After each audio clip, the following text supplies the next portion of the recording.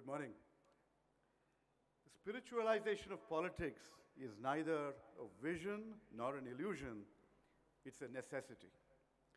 When I talk about spirituality, I don't want to conflate it with religion. I want to talk about spirituality as a higher purpose that motivates us, animates every action that we take. When we think about what could this higher purpose be, why are we in politics and what are we trying to achieve, you don't have to look very far. Just look at the ideals that are embedded in the preamble of our Constitution. The preamble tells us that we, the people of India, have a vision to achieve equality, justice, fraternity, liberty of various kinds, and we want to build an India where all those things become something that we live in thought, word, and deed. That's all you need in terms of a spiritual ideal to motivate you and to guide you in a political career, in your service to the nation. How can I put in those kinds of efforts that will help achieve that goal? And if you actually look across political parties, you find that through their ideologies, which may differ from one another, they have ultimately that same goal of trying to achieve that India which our founding fathers gave us in that preamble in our Constitution. So what are the challenges in terms of making this a reality in the life of politics?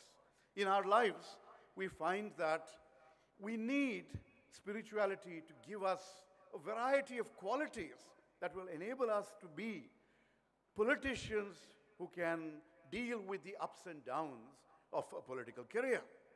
You need resilience, you need courage, you need numerous other qualities to be able to go out there and push your point of view, to be in the opposition or to do a just and reasonable job if you're in the ruling party. When you think about these things, you should also remember that when multiple speakers today have evoked the name of Mahatma Gandhi, I go back to my college days when I first, in a political science class, read in detail about Satyagraha. The very concept of the struggle for truth, about what it means to be a true Satyagrahi, someone who will never indulge in violence, someone who will never deviate from the truth, someone who has the courage and the resilience to go out there and fight in a non-violent and constructive manner to shame those who are unjust and oppressing and to get them to change their ways. So that makes an ideal that is very difficult to put in practice. Now, across political parties, how much ever I might fight with them on Arnab Goswami's show, I still grant them the respect that they have their viewpoints. I might disagree, but I don't disagree with their conviction, with their idealism, with their commitment to achieving a vision of a much more inclusive, progressive India.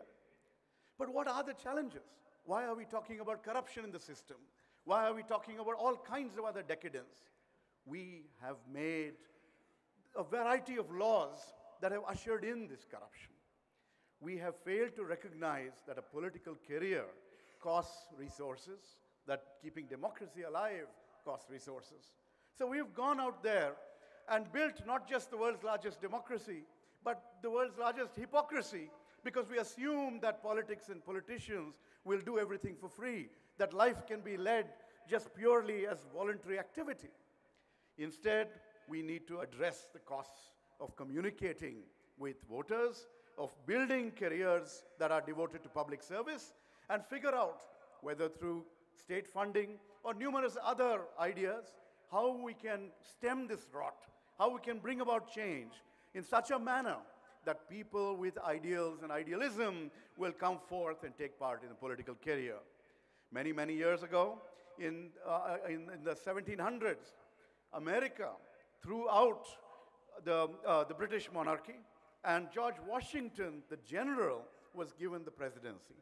After 2 terms, he decided to walk back to his farm, to his estate, and go back to whatever he was doing.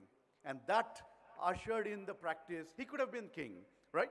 So that's what we actually need to achieve at the end, to be able to create an environment where people can come in and involve themselves in public service for 10 years or 20 years and then go back, rather than make a lifetime a career out of this. Because ultimately, if we are motivated by those spiritual ideals that I talked about, those ideals will ensure that we will build this India, not necessarily focus on our own ambitions as persons, but on an ambition for India as a great nation. Thank you very much. बहुत बहुत शुक्रिया राजीव गौड़ा जी.